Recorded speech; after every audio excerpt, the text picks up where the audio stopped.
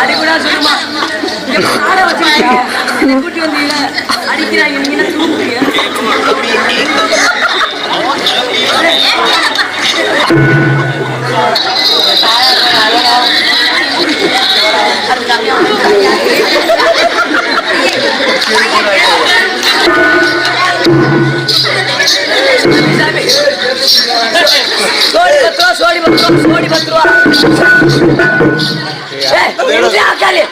சோடி 10 ரூபா செருப்பு வேணுவாங்க சோடி 10 ரூபாங்க சோடி 10 ரூபா வாங்க வந்தா கிடைக்காது பொழுது போனா போகாது வாங்க சோடி 10 ரூபா